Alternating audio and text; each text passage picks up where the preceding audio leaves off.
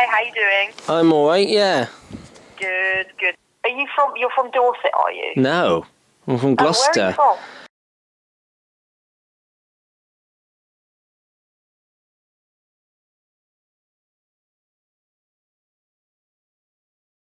So, I obviously booked in to chat to you about a very strange thing that you've done. Very strange is one of the politest reviews. Yeah. So, you filmed yourself for 20 years. I did, indeed, yeah. I mean, I didn't... Yeah, go on. Was it literally like non-stop? It was near enough non-stop. Yeah, there has been times when it's stopped. Yeah. But, I mean, and I didn't sort of do it thinking in 20 years' time what I'm going to do is make a film. It's just because I had such a nice time with my family. My family are very funny, you know? Yeah. And so they don't look funny, but, you know, they seem quite funny. Yeah, and so, like, we were just always filming stuff anyway. And it's just, as I became older, interested in comedy, I thought I'd make a show out of it. And it's only just after the 20 years that I was able to think I'll make it into a film with quite a serious side to it, you know? So it's just came about quite organically, really. It's just how it happened. So, tell me, what year, was it 97 that you started filming? It was 98. 1998, okay. And what did you film on back then?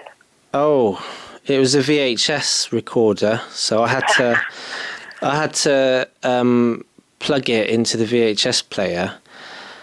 And I lived next door to a Mexican gun maniac, as you do. Right. And I wanted to go around his house at 3 a.m. with, you know, sombreros and what have you. And I wanted to go around and film that. And I had to think about getting 20 extension leads to take the VHS player with me. And that's when I thought this is like stupid, you know. And that's when I moved on to the next sort of model. So, I mean, without meaning to, I sort of tracked the analog to digital age, didn't I? Really? Yeah, you kind of have, haven't you? So when did you move on to mobile phone recording? January of this year. There's nothing. No way. There's nothing even in the film that's shot on a mobile phone, actually. Wow. So what were you recording on up until then? Sorry, I'm really stupid at like technology. I don't know what you'd record on before a mobile phone. Just onto like an SD card. Right. Okay. Yeah. So what? Hang on. Were you filming on a camera, like? Yeah, like one that's not like a huge one. Not because a huge one would ruin it. Because if you sort of turn up in real life with like loads of boom mics and stuff, then people's reaction, it sort of it invades. It's too invasive, isn't it? You know. Yeah. Exactly. Like part of the beauty of it was that because people would never think that the footage shot was going to end up playing on a film that ended up playing in some theatres. You know, they didn't think that it was all kept organic. And did you edit as you go, or did you edit all in one go, like recently? Well, I edited as I went to an extent. Yes and no. I edited as I went because I made a web show anyway called Laugh or Cry TV as it was going throughout the years. But no, I sat down in about 2014 to start editing this film. So no, not for the purposes of the film. No, I didn't. Right, that must have taken you a very long time. Did you have to watch it all? God almighty. Well, I had in my head bits that I wanted to find and use, you know. It took ages, it really did. It really was like the hardest I've worked at anything, editing that thing. Do it on a desktop, did you? Yeah. Yeah, I did it myself. Well, that's the crazy part of it, you know. Like even when I was doing it, when I was editing it, I was all optimistic, thinking, "Oh, great, you know, I'm going to make this film." But I never really thought it would turn into me literally turning up to like film awards and stuff. It's absolutely crackers, isn't it? It is crackers. Like I was sat there, and there's like people that have done it their whole life with like 20 grand budgets, and I'm just like one person. And how much do you reckon you spent on it over the years in total? Well, I liked it because of what I just said, turning up to the film awards. I like to say that the official budget was £47 because that's how much the editing software cost. Okay, that's brilliant. If I if I had to say what was spent on it over the years, it's not as good a story because it's probably just somewhere in the hundreds, which is neither here nor that doesn't. But that doesn't sound any good, does it? Do you know what I mean? No, you're right. We'll stick with £47. Please do. That's what it says on the IMDb page. What family stuff does the video cover? You know, like milestones. Well. I've got your Nan on there. Is she still with us? Well, she's still with us, but she has dementia, unfortunately. Oh, yeah, bless. I know. But so it shows her without it? It does show her without it, yeah. That must be quite sad to watch. The opposite, really. We all watched it after she had... Because when it played in... Because we did a private screening in the Sherborne cinema down the road, right? Mm. And... No, it was quite nice to see her as she was, actually. Yeah. It was the opposite. Did she ever wipe your bum? Well, you have to watch the film. Okay. Awesome. And so did you literally film yourself on the loo? Well, this is the thing, right? The answer's yes, but we're going in... It's going... What happened from the beginning, right? What happened was my family's quite funny, and I always thought that real life was funnier than anything written. So I'd like You've Been Framed better than a sitcom. So when mad things were happening to my family, like, I don't know, someone pushed a battered sausage through my granddad's letterbox, for instance, I was thinking, like, it is a funny story, but it's not as... Hearing about the story isn't as funny as actually seeing his face and people's reactions in real life. So I thought, if I just film everything, I'll be able to show it in basically what would be a reality show sitcom hybrid, so like a sitcom in real life.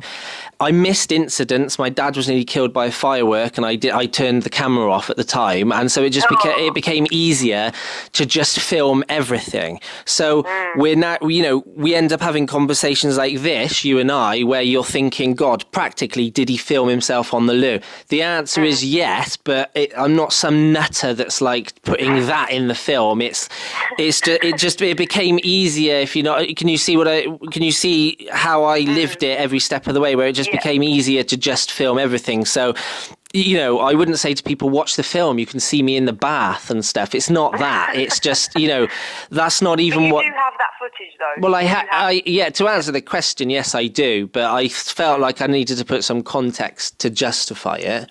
What about when you're asleep? Yeah. Do you film then? Yeah, but I mean, it's not 90 minutes of me being asleep. No. I'm just saying, you pretty much had the camera on. Yeah, there's a clip of me asleep in there to illustrate that happened. Yeah, to illustrate the sheer extent of it. Yeah, and is it freaky, like, looking at yourself in 1998? Yeah, it's really weird. How old are you? 32. Oh, okay, so you would have been, like, really young. Yeah, what would it have been? About 14 odd, was it? 13 or something? And it's odd watching yourself grow up on film. I wouldn't say I've grown up. Is it odd? Yeah, well, it is, because you can look back on things, like your memories of things, you'll have them, and they're quite, sometimes your memory isn't actually as things happened, but I'm in the very weird position, and it is weird, where I can look back and see things and see how they actually happened, and it goes to show, like, how you sort of change things in your head. And what about your mum and dad? Do they mind? Well, they went through a process which can sort of like compared to the process of when people go through the process of death. So like at first they were in denial, and then they sort of like begrudgingly accepted it, and then they went to eventually actively helping it because they saw how productive it was. I don't think anyone knew that it would turn into what it turned into. Yeah. And what are their names? Well, my dad's Terry, and my mum's Kathy. Kathy with a C? K. She'll be glad you asked. 56, my mum, and 60, my dad. But and have you got a sister as well? Yeah, my sister Elizabeth, yeah. And how old is Elizabeth? 27. Oh, so she's younger than you. So did she mind being on camera a lot? No. They all went through the same process, really. At first it was really annoying, but then eventually it was... They became basically the most relaxed subjects of a documentary ever, because first of all they were used to the cameras, A, and then B, nobody would have expected it to have become used in a project that was seen by anyone, you know? Yeah, of course. You're just more like an irritating brother, I suppose. You're from Dorset, are you? No, I'm from Gloucester. Where are you from? Oh, are you? I thought you said Sherborne. Is that not Dorset? Oh, right. I was going to ask where Dorset came from. No, there's just a local cinema called Sherborne Cinema, but God knows why then. So whereabouts in Gloucester? Kingsholm. Right, okay, cool. And tell me about your work. Have you ever had a job, or was this like your full-time job? Well, I'm glad you asked about this, because that's the thing, because the story for the press, I suppose, is here's some crackers person who's filmed his life, but I went into comedy, so I travelled to London and my job was doing radio. I did a radio show out of Riverside TV Studios, right, which is where they did TFI Fridays, and comedy shows and all of that sort of thing. So to me, as opposed to the press thinking, here the stories, here's some nutter who filmed his life. To me, the story is what I did with the footage, which is to look at what it's like to follow your dreams in comedy. Because people see comedians or laughing on stage, making other people laugh. And inside, it's often a very different story. You know, there's a lot of like depression and, trying to sort of wear a mask.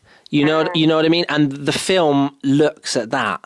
And that's what I'd like to get across. Like I edit it's my real life, okay? It is my real life. But if there's anything I can request and ask that you please put into any story or package that you're going to sort of ship around, it's that I edit the footage in such a way that it creates a satire on the business of comedy. Right. Do you know what I mean by that? It paints me as a deluded video blogger when I'm not, and that it wouldn't have happened if I was just some crackers person. It wouldn't exist. It's I paint myself as a deluded video blogger, and that's important because it speaks to today's fame-hungry social media generation. It questions whether it's worth following a dream in the media. I was going to say then, are you not Britain's original video blogger? Yes. Yeah. Yeah. Because I can't think of anyone that did it before that. No, that's true. I've had, I've been in meetings, gone to festivals and stuff, and it's become apparent that I am. But I never wanted to be known as that. I use the world that I've got into. I use it to speak on that world. Right. Okay. Is that important? Is that sort of interest to you and how you'd look at the story at all? Yeah, no, I think it would be definitely worth putting in there. Yeah. Because to me, that's the thing. Because people will just go, "Oh, he filmed his life," and then that, they won't look at it necessarily unless it's pointed out. Because it's because people want sound bites, don't they? I understand that in the media, but that's really important. That's what the film is. It looks at today's social media generation and goes, "Look, our generation was taught that you can follow your dreams and you can do it." And I say, yes, that's good, but we need to add a caveat. Is it worth it? What's the personal costs? So is it worth it? You have to watch the film to find out. I definitely have an answer, but I tell you personally, it's worth pursuing achievements, but not at the expense of interpersonal relationships. Yeah. Because I went. Girlfriend at the moment. Well, this is the difficult. Or a boyfriend. It's a difficult. I was married for 13 years. Oh wow. Yeah, but blimey, that means you got married really young. Yeah, 21. Yeah. Yeah, and that's in the film and everything like that. We separated in January. Right. But not because of this film, though. It was nothing to do with the film. No. It was It was nothing to do with it. Yeah. Okay. Cool. And you said you were 32, didn't you? Yeah. Yeah. Okay. So yeah, the other thing is, what will happen now with the film? Do you think? Well, Amazon's released it on a DVD. Right. Okay. And video on demand, and there's There's some comedy websites that's writing about it. And what awards, has it won any awards yet? Well, Sorry. it didn't win any awards. It was nominated for 4 film awards, but I tell you what, it doesn't matter that I didn't win, because it was crazy that I was nominated anyway, because I just did it myself from my front room. And what were those 4 film awards? So it was Best Editing in Madrid. Yeah, is that the Madrid Film Festival? Madrid Festival of World Cinema. Right, okay, cool. Right? And then it was the Grand Jury Award at London IFF. Yeah. And then the other 2 in London were Best Director of a Feature Documentary. And then the other one was Best Feature. So you were nominated for 3 in the same award. Yes, on them. yes. Yeah, okay, cool. All right, fantastic. Okay, well, that, unless you want to add anything else, that should do me. I suppose just that when the video blogging generation started, the landscape, I could see that there's going to be hundreds of people vlogging from their bedrooms, and I thought I really need to get out of the house before this starts, so that it mixes up the footage. So a lot of it was filmed in Gloucester, but lots of it's been done in like Florida and London and Wales and all sorts. I deliberately mixed it up. Oh, like on trips and stuff. Yeah. Did you take it on family holidays as well? Yeah. Oh. Yeah. Brilliant. Okay, well, we'll be in touch early next week. If you could get the pictures over to me ASAP, that would be brilliant. I'll do it now. I mean, if I'm imagining a press article, it can just be me with like loads of VHS tapes, and I can just imagine, do you know what I mean? Just like stacks of VHS. I can imagine it like that. But just that to me, because I'm in the world of comedy, it's that it really does look at the mass that comedians wear. It's a satire on that. So that's how I've used the footage. I don't know whether that's how I would really like you to do it. I'm more interested in the money at the moment, because I've already plugged it for years. Because it was at the festival, to me, it's more the actual cash that I would be interested in than the novel. What I'm saying is the novelty of seeing an article about it. I don't really. It doesn't float my boat anymore. We would need good pictures to go with it, though. I don't know how many do you have? Like all the old VHS tapes? Well, I've got them in the attic. Yeah. I was just wondering if we could get a picture of you surrounded by them. Well, I could send you some stuff over. Oh, yes, please. Yeah, that would be good if you could do that. If I sent on Google Drive, it's quite high, like megabytes and that, but I could send you an album on Google Drive, and there's about 30 press photos, yeah? Yeah, that would be brilliant. Yeah, thank you, Ed. Cheers. Have a nice day. Thank you, you too. Bye-bye. Bye.